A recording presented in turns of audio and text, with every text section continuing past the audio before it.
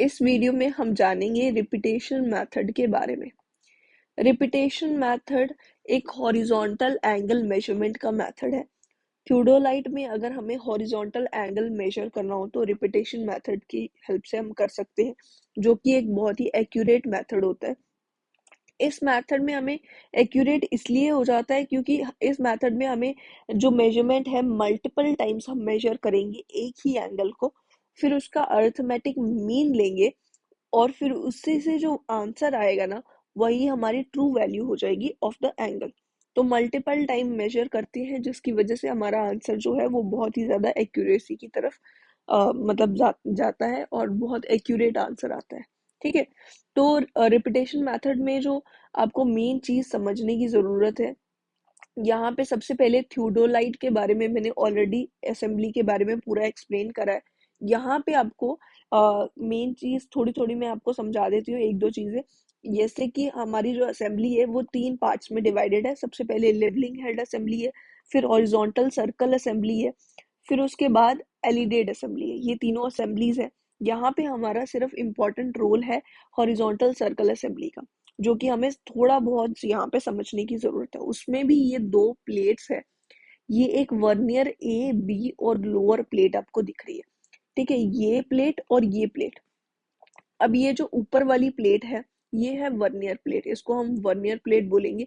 यहाँ पे मैं आपको डायग्राम बना के दिखाती हूँ। ठीक है, ये इस तरीके से सपोज ये हमारी है मेन प्लेट, ये दो प्लेट्स है। ठीक है, ऊपर वाली है वर्नियर प्लेट, नीचे वाली है मेन प्लेट। ठीक है, तो यहाँ पे आपको इस तरीके से ग्रेजुएशंस दिखेंगी, जो कि ये वर्नियर की सपोज ग्रेजुएशंस है। ठीक है, और इसी के दूसरी साइड से यहाँ पे आपको मेन स्केल की ग्रेजुएशंस दिख रही है।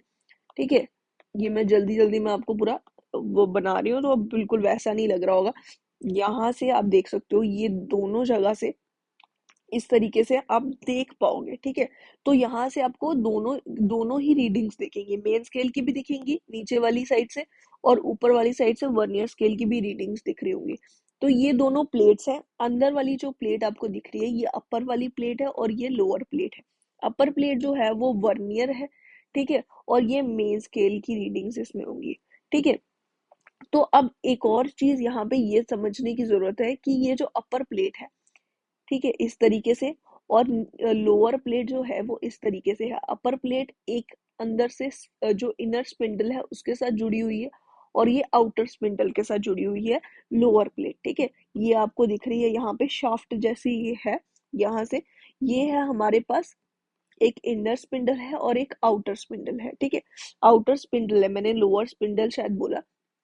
तो ये इनर स्पिंडल है और ये आउटर स्पिंडल है। इनर स्पिंडल के साथ जो वर्नियर प्लेट है वो जुड़ी हुई है, और मेन प्लेट जो है वो आउटर स्पिंडल के साथ जुड़ी हुई है। ठीक है, ये चीज आपको याद रखनी है। तो आउटर स्पिंडल जो है, अब यहाँ पे क्या होगा, जब यहाँ पे कुछ एक स्क्रूज की बात आएगी, यहाँ पे ये स्क्रूज आपको इस डायग्राम में दिख रहे हैं। ठीक है, तो यहाँ पे आपको ये स्क्रूज दिख रहे होंगे, ये वाले, ये यहाँ पे ये सब स्क्रूज दिख रहे हैं ना, इनको हम क्लैंप स्क्रूज बोलते हैं। ठीक है, ये सारे क्लैंप स्क्रूज है। एक लोअर क्लैंप स्क्रू है, एक अपर क्लैंप स्क्रू है। ठीक है, दो क्लैंप स्क्रूज होते हैं, मेन दो होते हैं, बाकी टेंजन स्क्रू होती है, जिसके बारे में हम थोड़ा सा देर से डिस्कस करते हैं। पहले हम अपर और लोअर क्लैंप स्क्रू जो है, अपर और लोअर क्लैंप स्क्रू जो है उसके बारे में बात कर लेते हैं। अपर क्लैंप स्क्रू जो होता है वो अपर प्लेट के लिए होता है। ठीक है, ये अपर प्लेट के लिए होगा, और lower clamp screw lower plate के लिए होगा। अपर प्लेट आपको हमेशा याद रखना है कि वर्नियर प्लेट होगी, और लोअर प्लेट जो होगी वो मेन स्केल वाली प्लेट है। ठीक है, तो अपर प्लेट जो है, अब इसके साथ यहाँ पे मैं आपको दिखा देती हूँ इसी तरीके से। ये एक इमेजिनरी डायग्राम की तरह आप समझ के चल सकते हो, मैंने बनाई है। यहाँ पे ये दो स्क्रूज बना दिए, अपर प्लेट के साथ मैंने अपर क्लैंप स्क्रू बना दिया, लोअर प्लेट के साथ, लोअर प्लेट के साथ इसको मैंने नहीं बनाया, इसको यहाँ पे मैं बना देती हूँ। ठीक है, लोअर प्लेट के साथ मैंने लोअर क्लैंप स्क्रू बना दिया। ठीक है, अब आपको क्या करना है, स्क्रू को जैसे ही आप लूज करते हो ना, तो ये प्लेट जो है अपर प्लेट सिर्फ मूव करेगी। ठीक है, ये वाला सपोज स्क्रू जो है ये टाइट है, ये लोअर वाला जो है ये सपोज टाइट है, तो ये अपर वाली प्लेट जो है ये रोटेट करेगी, मतलब ये मूव करने लग जाएगी अगर इस वाले स्क्रू को लूज कर दिया जाए। तो ये इसी के अबाउट मेन स्केल की जो मेन वाली प्लेट है उसके अबाउट ये मूव करने शुरू हो जाएगी, ठीक है। तो ऊपर वाली इसके साथ जितनी भी असेंबली ऊपर आपको दिख रही होगी, टेलीस्कोप वगैरह जितना भी इसके साथ पोर्शन होगा वो सारा इसी के साथ रोटेट करेगा। और मेन स्केल वाली जो प्लेट है वो वहीं पे रहेगी, क्योंकि उसके लिए ये जो लोअर क्लैंप स्क्रू है उसको हमने टाइट करके रखा हुआ है। अब क्या होगा, अगर सपोज हम क्या करते हैं, ये वाले स्क्रू को टाइट कर देते हैं और लोअर क्लैंप स्क्रू को लूज कर देते हैं। इसको टाइट करने से सबसे पहले तो क्या होगा, अब ये वाला स्क्रू टाइट करने से अपर जो क्लैंप स्क्रू है उसको टाइट करने से क्या होगा, ये दोनों प्लेट्स आपस में जुड़ जाएंगी। मतलब कि ये जो वर्नियर प्लेट है वो फिक्स हो गई, वो मेन स्केल के साथ ही चिपक गई एकदम से, ठीक है। और फिर उसके बाद जो नीचे वाली प्लेट है, मेन स्केल की प्लेट है, अगर हम इस स्क्रू को लूज करते हैं ना, लोअर क्लैंप स्क्रू को अगर हम लूज करते हैं तो मेन स्केल जो होगी वो रोटेट कर सकती है, लेकिन वो वर्नियर के रिस्पेक्ट में रोटेट नहीं करेगी, वो किसके रिस्पेक्ट में, ट्राई बैक के रिस्पेक्ट में रोटेट करेगी। इसके नीचे जो है, ये जो अपर जो हमारी आउटर स्पिंडल है ना, इसके नीचे है ट्राई बैक, और ये ट्राई बैक के अबाउट रोटेट करेगी। मतलब ये पूरी एक असेंबली बन जाएगी, मतलब वर्नियर वाला भी, मेन भी, और ये जो इसके ऊपर जितना भी पोर्शन था वो सब के सब एक साथ मूव करेगा, ठीक है, और ट्राई बैक के रिस्पेक्ट में, ठीक है। तो ये चीजें थोड़ी बहुत आपको समझना बहुत जरूरी थी, फिर से मैंने बता दी। इसके बारे में बहुत डिटेल में मैंने वीडियो बनाई हुई है, आप चाहो तो जाके देख सकते हो।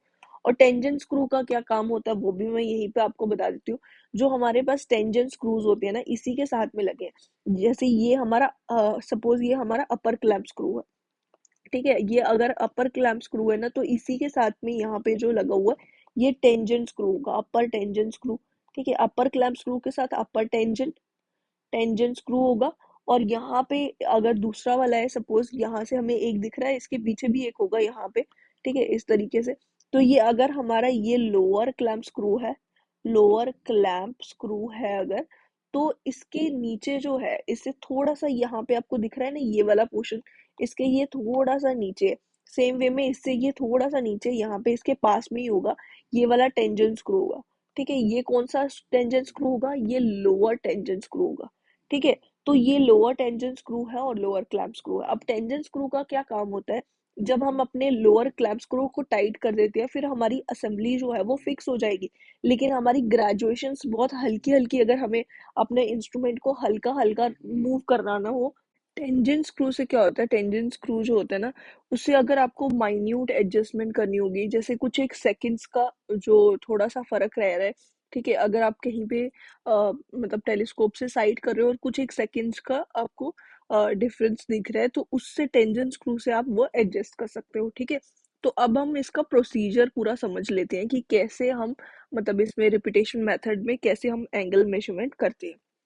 तो यहाँ पे आपको क्या करना है, पहले तो सेट करना है इंस्ट्रूमेंट को एट ए पे आपने सेट करा, ठीक है, और आपको बी और सी के बीच का एंगल निकालना है, ठीक है। तो ए पे सेट कर दिया इंस्ट्रूमेंट को, उसको एडजस्ट करा, अनक्लैम्प कर देने हैं दोनों स्क्रूज को, ठीक है, दोनों क्लैम्प स्क्रूज जो हैं उनको अनक्लैम्प कर दिया। और हमने क्या करनी है, जो वर्नियर ए है ना, हमारे पास दो वर्नियर्स है ना, ये वाले ए और ये वाला बी, ठीक है। तो यहाँ पे हॉरिजॉन्टल सर्कल असेंबली में दो वर्नियर्स हो जाएंगे ए और बी। और ए जो वर्नियर होगा ना, इसको हमें 0 पे सेट कर देना है, ठीक है, और क्लैंप कर देना है। उसके बाद पहले वर्नियर ए को हमने 0 पे सेट करा, फिर अपर क्लैंप स्क्रू को हमने क्लैंप कर दिया, ठीक है। अपर क्लैंप स्क्रू को क्लैंप करते ही क्या होगा, जो हमारी लोअर और अपर प्लेट है वो दोनों जुड़ गई, और अब सिर्फ नीचे वाला लोअर क्लैंप स्क्रू लूज है ना, तो मतलब कि हमारा पूरी असेंबली जो है, यहाँ से इसके ऊपर वाली जितनी भी असेंबली है, ये पूरी की पूरी असेंबली एक यूनिट की तरह बन गई, और ये ट्राईबैक के रिस्पेक्ट में पूरी रोटेट कर सकती है, ठीक है। ये पूरी ट्राईबैक के रिस्पेक्ट में रोटेट कर सकती है। अब हमें क्या करना है, अब हमें करना है टर्न अपना टेलीस्कोप, टेलीस्कोप टर्न करेंगे in the horizontal plane, and उससे पॉइंट करेंगे स्टेशन बी की तरफ, ठीक है। हमने अपनी वर्नियर ए को हम 0 पे ले आए, हमने अब क्या करना है, अब बी की तरफ साइट करना है, टेलीस्कोप से बी की तरफ साइट करना है। फिर उसके बाद टाइट कर देना है लोअर क्लैंप स्क्रू को भी। अब लोअर क्लैंप स्क्रू को भी टाइट कर दिया, तो हमारा जो इंस्ट्रूमेंट होगा वो पूरा फिक्स हो गया, ठीक है। ऊपर से भी फिक्स हो गया, मतलब वो जो दोनों प्लेट्स थी वो भी आपस में जुड़ गई हैं, और ट्राईबैक के रिस्पेक्ट में भी अब वो नहीं मूव कर सकता, ठीक है। तो पूरा फिक्स हो चुका है। अब हम बाइसेक्ट करेंगे उसको परफेक्टली, बी स्टेशन को देखेंगे टेलीस्कोप से। और हम इसके साथ साथ अब क्या करेंगे, अब हमें काम आएगी लोअर टेंशन स्क्रू की। अब हम लोअर टेंशन स्क्रू से क्या करेंगे, जब हम बाइसेक्ट करेंगे कुछ एक डिफरेंस अगर आपको दिख रहा होगा ना, तो आप लोअर क्लैंप स्क्रू को थोड़ा सा लूज करोगे। यहाँ पे क्लैंप और अनक्लैंप क्या होता है, क्लैंप करना मतलब टाइट करना, अनक्लैंप करना मतलब लूज करना, ठीक है। तो आप क्लैंप करोगे, उसको थोड़ा लूज करोगे, अनक्लैंप करोगे, और फिर उसके बाद उसकी हेल्प से आपको थोड़ी सी, मतलब उसको थोड़ा आप स्क्रू को हिलाओगे ना, उससे क्या होगा कि आपको माइनर एडजस्टमेंट्स जो है वो आप कर पाओगे, मतलब कुछ एक सेकंड्स का अगर डिफरेंस होगा वो आप उससे कवर कर लोगे, ठीक है। फिर उसके बाद क्या करना है आपको, लूज करना है अपर क्लैंप स्क्रू को। आपने अपना पूरा मतलब अपनी जो बाइसेक्ट वगैरह कर लिया, और पूरी रीडिंग 0 0 पे आ चुकी है, और अब क्या करना है, लूज कर लेना है अपर क्लैंप स्क्रू को। उससे क्या होगा कि हमारी जो ऊपर वाली प्लेट है ना वो मूव कर सकती है, नीचे वाली फिक्स कर दी हुई है, ऊपर वाली अब मूव करेगी, ठीक है। और टर्न करना है टेलीस्कोप को। ऊपर वाली प्लेट मूव कर रही है तो उसके साथ साथ पूरी असेंबली ऊपर वाली मूव करेगी, और टेलीस्कोप को आपको क्लॉकवाइज घुमाना है, ठीक है, क्लॉकवाइज डायरेक्शन में घुमाना है, और सी स्टेशन पे लेके जाना है। अभी आप बी की तरफ देख रहे थे ना, उससे आप सी स्टेशन पे लेके जाओगे। और फिर क्या करना है, अब क्लैंप कर देना है फिर से अपर क्लैंप स्क्रू को। हमने उसको टाइट कर दिया, पूरा इंस्ट्रूमेंट हमारा फिक्स हो गया। और रीड करना है बोथ वर्नियर्स को। अब दोनों ही वर्नियर्स को आपने रीड करना है, दोनों वर्नियर्स को रीड करोगे, और फिर उसके बाद क्या करना है, नोट कर देनी है रीडिंग सब, ठीक है। फिर unclamp the lower plate and turn the telescope clockwise. अब आपको क्या करना है, आपने एक बार सी की रीडिंग नोट कर ली, ठीक है, ए और बी वर्नियर जो है दोनों की रीडिंग्स नोट कर ली। अब आपको इसको अनक्लैम्प कर देना है, ठीक है। और अब क्या करना है, इसको इंस्ट्रूमेंट को, पूरे इंस्ट्रूमेंट को इस तरीके से क्लॉकवाइज घुमाना है, ठीक है। समझ रहे ना आप, सी से आपको पूरा क्लॉकवाइज घुमा के फिर से बी पे लेके आना है, मतलब इसकी तरफ से पीछे नहीं जाना है, सी से बी की तरफ बैकवर्ड नहीं जाना है, आपको इसको क्लॉकवाइज घुमाना है, और इसको फिर से बी पे लेके आना है। फिर से बी पे लेके आओगे, फिर उसके बाद क्या करना है, टेलीस्कोप को क्लॉकवाइज लेके आए, और अपर जो हमारी लोअर प्लेट थी वो अनक्लैम्प थी, बाकी सारी उस टाइम पे क्लैम्प थी, ठीक है। तो लोअर प्लेट के अबाउट पूरा इंस्ट्रूमेंट घूम करके हमारा आ गया है फिर से बी पे। और फिर उसको बी की तरफ फिर से हमने साइड करना। अब फिर से ये जो प्रोसीजर मैंने आपको पहले पूरा बताया ना, पूरा प्रोसीजर आपको फिर से रिपीट करना होगा। बी से हाँ, आप एक बार बी पे बाइसेक्ट करोगे, फिर उसके बाद सी पे लेके जाओगे, सी से पूरी रीडिंग वगैरह नोट करोगे, पहले उसको बाइसेक्ट करना है प्रॉपरली, उसको साइड करना है, फिर उसके बाद उससे रीडिंग्स नोट करनी है दोनों वर्नियर्स की, ठीक है। तो ये पूरा प्रोसीजर आपको रिपीट करना है, ठीक है। फिर उसके बाद फिर से उसको घुमाना है, और उसको लेके जाना है, मतलब क्लॉकवाइज फिर से सी से घुमाना है, और फिर से उसको बी पे लेके जाना है, ठीक है। यही चीज चलती जाएगी, ये मल्टीपल टाइम्स आपको करना है। और ये पूरे स्टेप जो है रिपीट कर लेनी है, पूरे स्टेप्स, और उसका एवरेज वैल्यू जो है रीडिंग की लेनी है, ठीक है। यहाँ पे एक बार ये आपने रीडिंग लिया, अब यहाँ पे आपने सपोज फेस लेफ्ट पे ये सारी रीडिंग्स वगैरह आपने नोट कर लिए, 3 बार कर लिया, ठीक है, 3 बार ये चीज कर ली, फेस लेफ्ट से करी। अब आप फेस राइट से पूरा ये प्रोसीजर फिर से रिपीट करोगे, फेस राइट से, मतलब 3 बार आपने ये वाली रीडिंग ले ली, फेस लेफ्ट वाली 3 बार ले ली, फेस राइट वाली 3 बार फिर से आप रीडिंग्स लोगे, ठीक है। फिर उसके बाद हमें क्या करना है कि डिटरमाइन करनी है average value of the angle obtain from face left और face right condition. Face left और फेस राइट कंडीशन से जो वैल्यू आई है उसका एवरेज निकालना है, ठीक है। जो भी हमारी वैल्यू आएगी वो एक्यूमुलेटेड वैल्यू होगी। सपोज हमारे फर्स्ट टाइम हमने रीडिंग ली, इसका 30 डिग्री आया, सेकेंड टाइम आपने ली तो वो 30 जो है वो पहले से फिक्स्ड है, उसके अंदर कुछ एक वैल्यू ऐड होगी, तो सपोज 60 आ गया second time, third time suppose 90 आ गया। इसी तरीके से रीडिंग कुछ एक यहाँ पे सेकेंड्स मिनट्स वो सब भी होंगे, बट मैं एक्सप्लेन करने के लिए आपको बता रही हूँ कि सपोज इस तरीके से जो रीडिंग्स है वो आती जा रही है। और अगर हमें एवरेज लेनी है 3 रीडिंग्स का, तो ये आ जाएगा 90/3। आपको सिंपली जो एक्यूमुलेटेड रीडिंग होगी ना लास्ट में, उसी को डिवाइड कर देना है जितनी नंबर ऑफ आपने उसकी टाइम रीडिंग ली हुई है, ठीक है। तो 90/3 आ जाएगा, 30 हमारा 30 डिग्री आंसर आ जाएगा, ठीक है। तो एक्यूमुलेटेड जो हमने रीडिंग ली है, एक्यूमुलेटेड एंगल की रीडिंग है, उसको डिवाइड कर देना नंबर ऑफ रीडिंग से, जितनी बार आपने रीडिंग ली हुई है उसी से आपको एंगल मिल जाएगा। यहाँ पे मैंने ये ए ओ बी लिखा हुआ है, ये ए ओ बी नहीं है, ये आ जाएगा हमारा बी ए सी, ये वाला एंगल हमें मिल जाएगा। ठीक है, अब अगर आप चाहो तो पूरे प्रोसीजर को याद रखने का तरीका मैं आपको बता सकती हूँ। यहाँ पे हमने सबसे पहले क्या किया है, सपोज ये दो हमारे क्लैंप स्क्रूज है, ये अपर क्लैंप स्क्रू है और ये लोअर क्लैंप स्क्रू है। अगर मैं इसको एरो से डिनोट कर रही हूँ ना, यहाँ पे आगे आपको एरो की तरह इस चीज को दिखा रही हूँ, तो इसका मतलब ये होगा कि ये लूज हो गया। ठीक है, इस टाइम पे ये लूज है, और ये जब टाइट हो गए तो मैं इस तरीके से दिखाऊंगी। ठीक है, तो यहाँ पे सबसे पहले क्या था कि अनक्लैम्प कर दिए थे हमने बोथ द क्लैंप स्क्रूज, मतलब ये दोनों लूज हो गए। ठीक है, और फिर उसके बाद हमने क्लैंप करा अपर क्लैंप स्क्रू को। ठीक है, इसके नेक्स्ट स्टेप में क्या कर दिया, अपर क्लैंप स्क्रू को हमने क्लैंप कर दिया, लोअर वाला अभी भी लूज है। ठीक है, तो ये हो गया फर्स्ट स्टेप, ये सेकंड स्टेप, सपोज इस तरीके से आप याद रख सकते हो। क्लैंप स्क्रूज के लिए ये स्पेशली आपको मैं बता रही हूँ ट्रिक। फिर उसके बाद टर्न करना है हमने हॉरिजॉन्टल प्लेट को, और ये सब करने के बाद हमने लोअर क्लैंप स्क्रू को फिर से टाइटन कर देना है। ठीक है, तो मतलब कि हमने ये दोनों ही स्क्रूज को टाइट कर दिया। ठीक है, फिर साइड वाइड करने के बाद हमने क्या करना है, यहाँ पे लूज कर देना है अपर क्लैंप स्क्रू को। अपर क्लैंप स्क्रू को फिर से लूज कर दिया और टेलीस्कोप वगैरह को टर्न करा, और फिर उसके बाद क्या करना है, फिर से अपर क्लैंप स्क्रू को हमने टाइट कर देना है। ठीक है, यानी कि क्लैंप कर देना है। फिर उसके बाद क्या करना है, अनक्लैंप करनी है लोअर प्लेट को। लोअर प्लेट को फिर से अनक्लैंप कर दिया, और फिर वो जो ऊपर वाला प्लेट है उसको अभी तक मतलब टाइट ही रखा हुआ है, सिर्फ लोअर प्लेट को हमने अनक्लैंप कर दिया। तो ये पूरा प्रोसीजर आपको इस तरीके से आप याद रख सकते हो। ठीक है, इस तरीके से मैंने यहाँ पे बनाया हुआ है। सबसे पहले दोनों ही स्क्रूज को लूज कर दिया, फिर उसके बाद नीचे वाला स्क्रू जो लोअर क्लैंप स्क्रू है उसको लूज किया, फिर उसके बाद दोनों को टाइट कर दिया, फिर ऊपर अपर वाला प्लेट जो है, अपर स्क्रू जो है उसको लूज किया, अपर प्लेट को लूज किया उसकी हेल्प से। ठीक है, फिर दोनों को फिर से टाइट कर दिया, फिर उसके बाद हमने फिर से लोअर क्लैंप स्क्रू को हमने लूज किया। ठीक है, तो ये आपको अगर स्क्रूज वाली चीज याद नहीं रखती है तो उसकी आप उसी इस चीज से आप याद रख सकते हो। दोनों को पहले दोनों एरोस दिख रही है, फिर नीचे वाला एक एरो दिख रहा है, फिर कोई भी एरो नहीं है, फिर ऊपर वाला एरो, फिर कोई भी एरो नहीं है, फिर से नीचे वाला एरो। इस तरीके से ये 6 स्टेप्स में आप इसको याद रख सकते हो। ठीक है, तो अब हम आते हैं एक और चीज पे। पहले तो ये एक क्वेश्चन जो है ये इंजीनियरिंग सर्विस एग्जाम का क्वेश्चन है, ईएससी, ये 2019 का क्वेश्चन है। ठीक है, तो यहाँ पे आपको रिपीटेशन मेथड के बारे में थियोडोलाइट सर्वेइंग के पूछा हुआ था, जो कि हम लोग डिस्कस कर चुके हैं। इसके सिवाय यहाँ पे पूछे थे कि इंस्ट्रूमेंटल एरर्स जो एलिमिनेट होंगे बाय द रिपीटेशन मेथड, तो यहाँ पे जो एरर एलिमिनेट होंगी वो भी हम डिस्कस कर लेते हैं।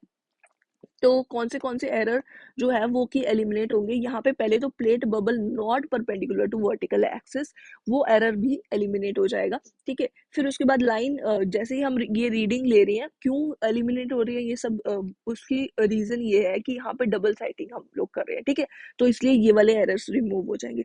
Line of sight not perpendicular to horizontal axis, ये एरर जो है ये भी रिमूव हो जाएगा। और horizontal axis not perpendicular to vertical axis. ठीक है, फिर अगर हमारा वर्टिकल इंडेक्स एरर जो है वो भी इसकी हेल्प से एलिमिनेट होगा। मतलब कि ये जो एरर्स अगर इंस्ट्रूमेंट में है तो इससे जो रीडिंग में फर्क आने वाला था, जो हमारी रीडिंग गलत आने वाली थी, वो इस बार नहीं आएगी क्योंकि हमने डबल साइटिंग करी है। ठीक है, द वर्टिकल इंडेक्स एरर क्या होता है, when the vertical circle does not read zero when the telescope is perfectly horizontal. या फिर इसकी एक और डेफिनेशन ये हो सकती है, line of collimation not perpendicular parallel to the axis of tube when the line of sight is horizontal. ठीक है, इसके सिवाय फिफ्थ एरर जो एलिमिनेट होगा वो हो जाएगा error due to imperfect graduations on the circle. अब इसमें क्या होता है कि हमारा जो एरर, ये कौन सा एरर है, इम्परफेक्ट ग्रेजुएशन वाला, कि यहाँ पे सपोज ये 0 है, ये 30 है, ये 60 है। सपोज हमारी ये रीडिंग्स है, ग्रेजुएशन है, यहाँ पे कहीं बीच में एरर है, 0 से 30 वाली रीडिंग में कुछ एरर है। ठीक है, तो यहाँ पे अब ये एरर जो है वो भी यहाँ पे एलिमिनेट हो जाता है।